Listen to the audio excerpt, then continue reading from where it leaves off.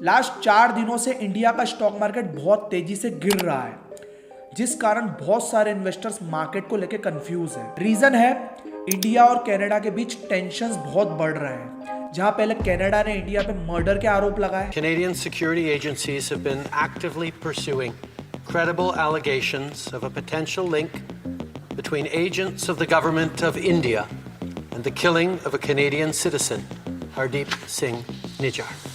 फिर obviously India ने सबूत मांगे, बट अभी तक कनाडा ने पब्लिकली एक भी सबूत नहीं दिए। No, let me clarify. No specific information has been shared by Canada on this case. ना हम इस मैटर पे बात नहीं करेंगे कि इंडिया के ऑफिशियल्स ने कनाडा में इस आतंकवादी को मारा या नहीं, बल्कि हम बात करेंगे क्या इंडिया और कनाडा के बढ़ते टेंशन से क्या इंडिया की इकोनॉमी को प्रॉब्लम होगी, या फिर जो इंडियंस कनाडा में बिजनेस कर रहे हैं या जो स्टूडेंट्स कनाडा में पढ़ाई कर रहे हैं क्या उन्हें कुछ प्रॉब्लम होगी। आइए जानते हैं आज के एपिसोड में।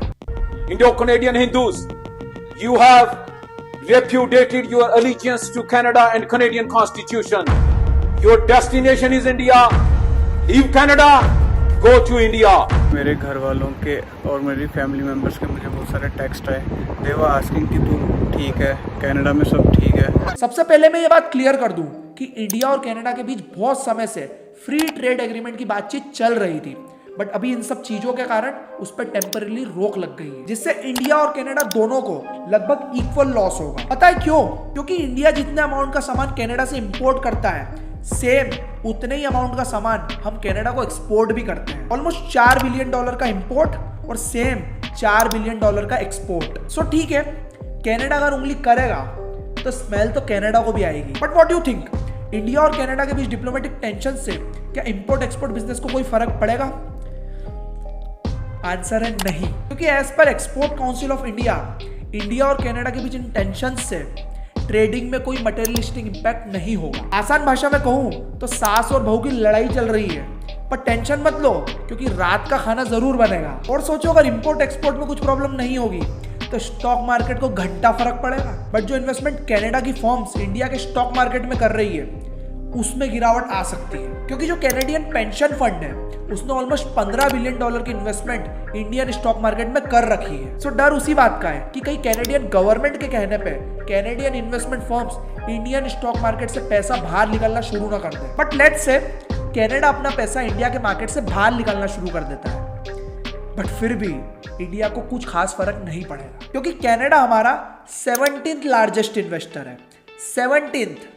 सो कोई खास फर्क नहीं पड़ेगा, बट हाँ शॉर्ट टर्म में उतार चढ़ाव आ सकते हैं, बट लॉन्ग टर्म में इंडिया को कनाडा से डरने की कोई जरूरत नहीं है। उल्टा कनाडा को हमसे डरने की जरूरत है, क्योंकि हमारी वजह से कनाडा की इकोनॉमी चलती है। बिकॉज कनाडा की यूनिवर्सिटीज में मोर देन 40% स्टूडेंट्स इंडिया के हैं। तो अगर हमारे देश के किसी स्टूडेंट या फिर किसी बिजनेसमैन को इन खालिस्तानी एलिमेंट्स ने परेशान किया तो इससे कनाडा को ही प्रॉब्लम होगी, बिकॉज फिर इंडियन स्टूडेंट्स यूएसए, सिंगापुर या फिर किसी यूरोप की यूनिवर्सिटीज में एडमिशन ले लेंगे, जिससे कनाडा की इकोनॉमी को प्रॉब्लम होगी। नाउ आप सोच रहे होंगे कि फिर जस्टिन ट्रूडो ने इतना बड़ा रिस्क क्यों लिया? आंसर इज कनाडा इंडिया को ग्लोबली एक नॉन डेमोक्रेटिक कंट्री दिखाना चाहता है कि देखो देखो देखो इंडिया ने हमारे सिटीजन को हमारी जमीन पे मार दिया। सेम इसी तरीके से जॉर्ज सोरोस भी इंडिया के खिलाफ स्टेटमेंट देता है। सो एट द एंड इन सारे एंटी इंडिया लोगों की सोच यही है कि कुछ भी करके पूरी दुनिया के सामने